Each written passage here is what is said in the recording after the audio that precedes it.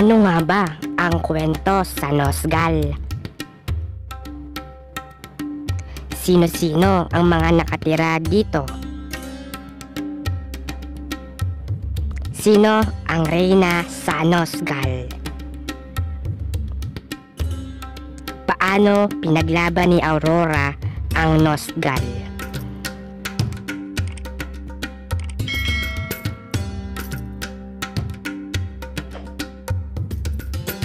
Sa Land of Dawn, may lugar na kung saan ito ay nababalot ng yelo.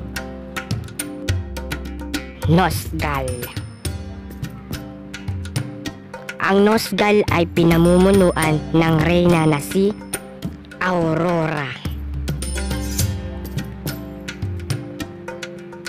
Si Aurora ay hindi lamang reyna sa Nosgal, kundi isa rin siya sa inatasan na maging guardian ng Land of Dawn.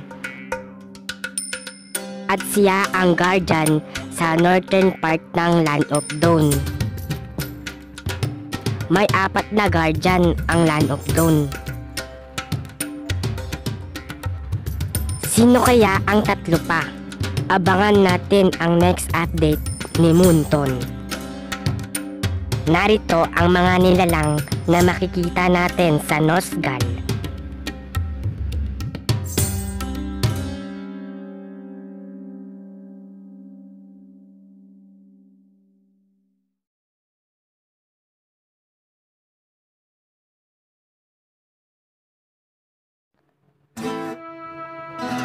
Sa Nosgal, may lugar na kung tawagin ay Frozen Sea.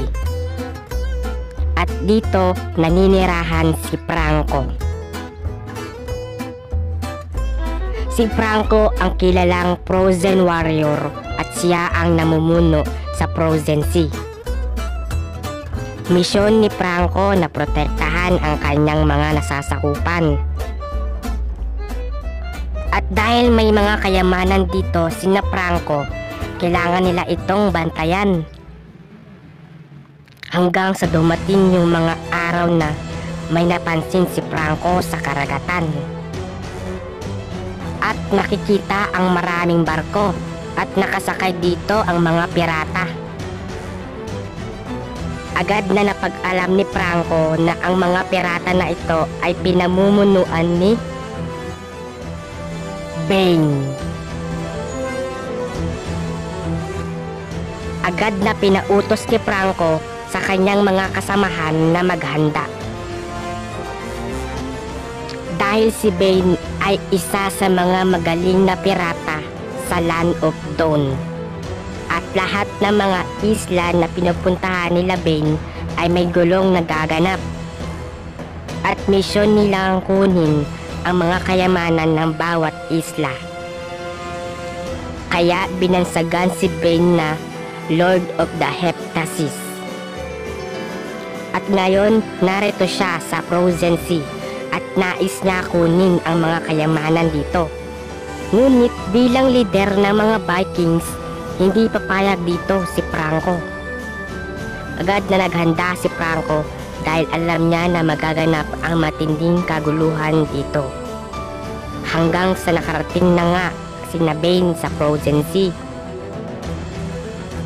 At agad silang tumakbo at sinugod sina Franco. Kaya nagkaroon ng matinding kaguluhan dito. At nakikita na malapit na matalo sila Franco dahil sobrang lakas ng mga kasamahan ni Bane. Ngunit hanggang sa bigla na lamang tinamaan ang panig ni Bane ng blizzard storm. Nakikita ni Aurora na kailangan ng tulong nila Franco. Kaya agad niyang ginamit ang blizzard storm para paalisin sina Bane. Kaya ang misyon ni Bane na sakupin ang Frozen Sea ay nabigo. Noon sa Nosgal, mapayapang naninirahan ang mga tao dito. Ngunit hanggang sa dumating yung araw na sinugod sila ng mga kalaban. At dahil si Aurora ang reyna sa Nosgal, kailangan niya protektahan ang kanyang nasasakupan. Pinangunahan ito ni Aurora kasama ang kanyang bodyguard knight. Ang bodyguard knight ni Aurora ay isa sa mga magiting na alagad ni Aurora. Sa mga oras na iyon, naganap ang matinding kaguluhan sa Nosgal. At dahil sa malalakas ang mga kalaban, naputol ang isang kamay ni Aurora. Dahilan para manghina siya. Ngunit, nung nakita ni Aurora ang kanyang bodyguard knight,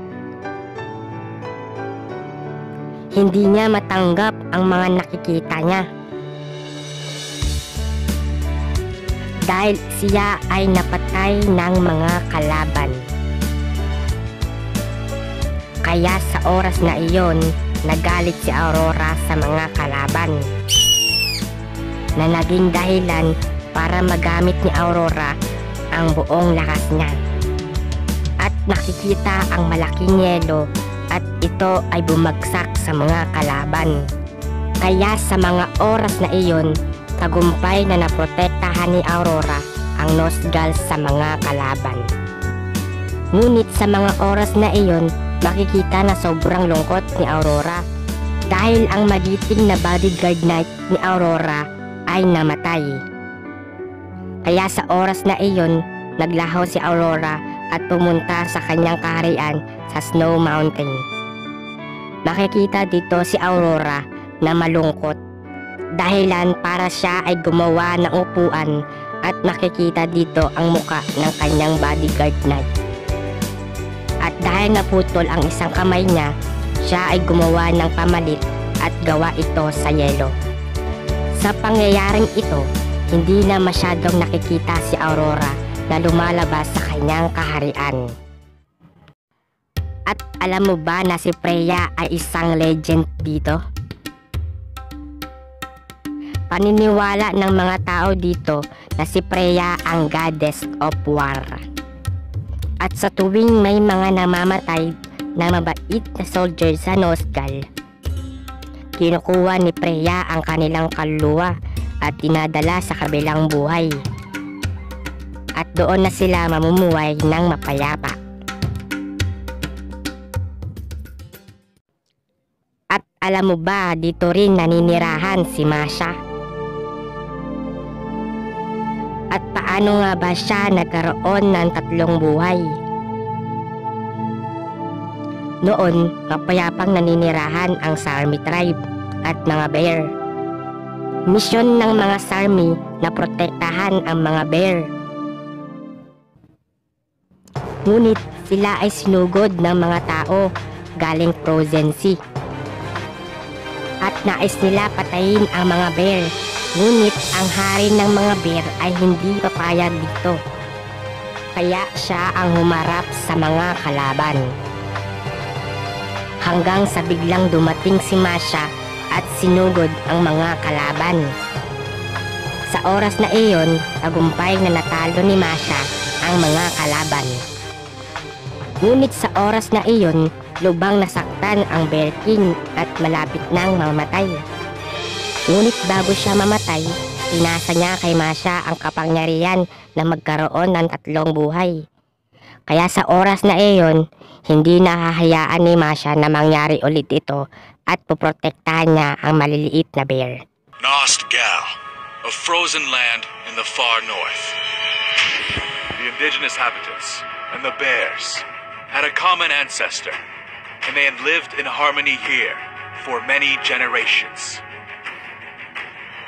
However, invaders from the frozen sea brought chaos and broke the peace. In order to survive, the bears had to flee from their homes.